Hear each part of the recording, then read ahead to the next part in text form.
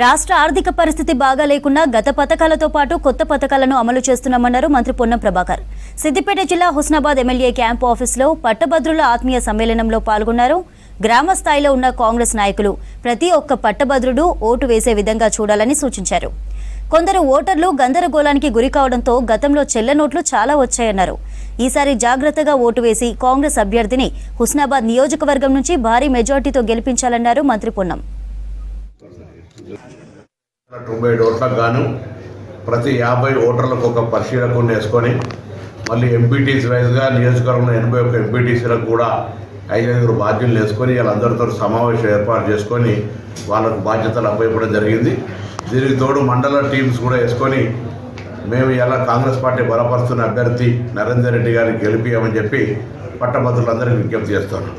ప్రత్యేకించి హుస్నాబాద్ శాసనసభ్యుడిగా హుస్నాబాద్ నియోజకవర్గంలో ఉన్న ఓటర్లందరూ కూడా ప్రత్యేకించి కోరుతా ఉన్నా. ఎందుకంటే ఇక్కడ నియోజకవర్గ అభివృద్ధికి సంబంధించి మీ ఆశీర్వచనంతో నేను గెలిచిన తర్వాత అనేక కార్యక్రమాలు తీసుకొని వస్తూ ఉన్నా.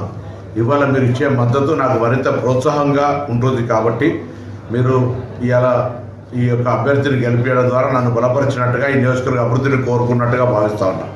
కాబట్టి 27వ తారీఖు నాడు జరిగే పోలింగ్లో కాంగ్రెస్ పార్టీ బలపరుస్తున్న అభ్యర్థి అయినటువంటి నరేందర్ రెడ్డి గారికి మొదటి ప్రాధాన్యత ఓటు వేసి గెలిపించాల్సిందిగా నేను హుస్నాబాద్ నియోజకవర్గ పట్టభద్రులకు 42 శాసనసభ నియోజకవర్గంలో వాళ్ళందరూ కూడా ప్రత్యేకించి విజ్ఞప్తి చేస్తూ ఉన్నా. మీ తెలంగాణ బిడ్డగా ఈరోజు ఇక్కడ ఉండబడేటువంటి అనేక రకాల కార్యక్రమాల్లో అటు కులంగా అవ్వచ్చు లేదా ఇతరత్ర అభివృద్ధి కార్యక్రమాల్లో రవాణా శాఖకు సంబంధించి ఇతరత్ర చేపడుతున్న సందర్భంలో ఈ అభ్యర్థనను మన్నించి పట్టభద్రులు అందరూ ఓటేస్తారని. Our candidate is Narender Reddy గారు. So this alliance, this Congress alliance, secular alliance. There BJP is unsecular alliance. There is difference between secular and unsecular. And secondary, in the country, the last 10 years,